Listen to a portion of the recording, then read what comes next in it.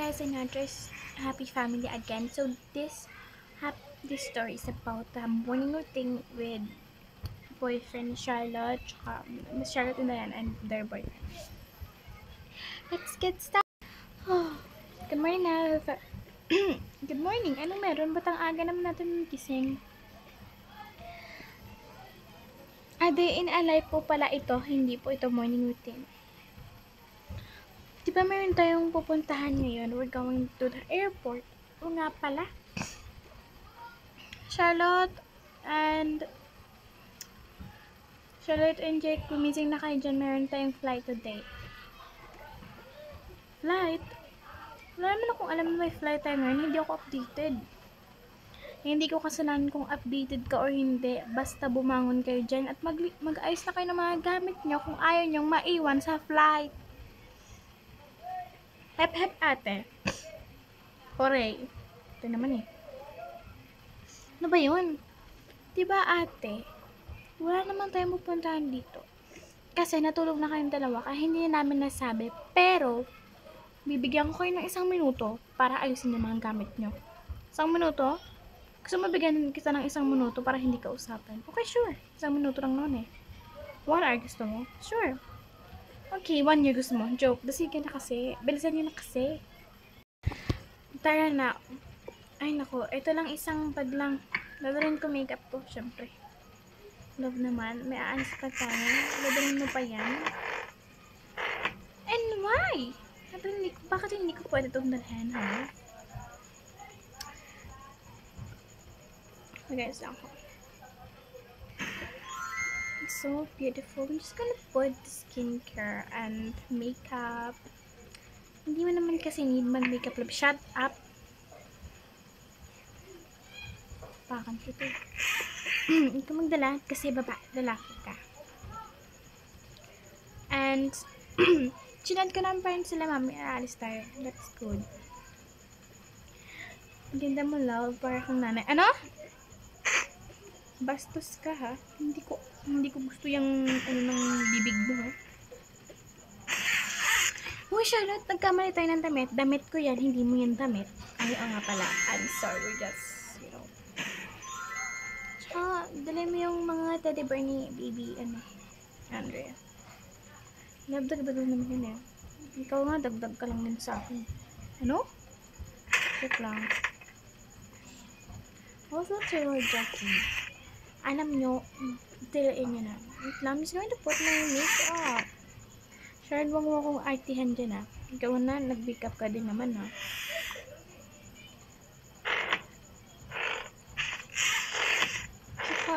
Namin ko na nga nito. Bilisan nyo na. Anong oras ba kasi yung flight? Oh my gosh. Anong oras ba kasi yung flight, ate? 7. Diyos ko naman, 5 AM pa lang. 5 AM pa lang at kayong dalawang mabagal kayo mag-ayos. Kaya, ayan. Gising na siya, love. Buti naman. Ate, kain muna tayo. O, sige, kain muna tayo. Total. Tignan mo, 6:55. 5:55 na, oh. O, diba? 6 na kagad. Yung damit ko pala.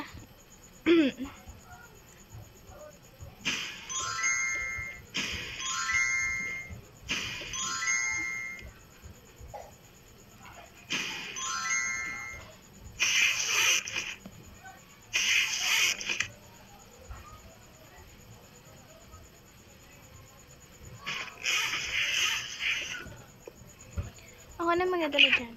Okay. Walang pagkain dito. Oh, may nagtawag. Hello po. Yes, ako po ito yung flight attendant. I'm sorry po, nagkamali po ng schedule. Please, pumunta na po kayo agad dahil ngayon na po ang flight yung mga 6 po. Ano? 6? Diyos ko. Ate, okay lang yan. Malapit lang naman ang airport. Halika na. Halika na nga. Doon tayo kumain sa airport. Diyos ko. Napagod ako dun, ha. Oh, ba't po kasi ang tagal nyo? Eh kayo, ba't kasi mali-mali yung schedule nyo?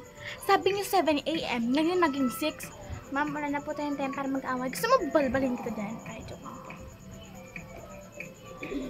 Love, Alin ka na, wag na tayo. Bibili lang muna ako, ate. Pakibilisan mo. Manahimik ka. Bili ka na kasi, balisan mo.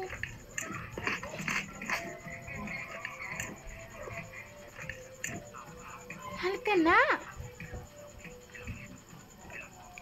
Ano po yung balbalin, ma'am? Hampasin. Ay.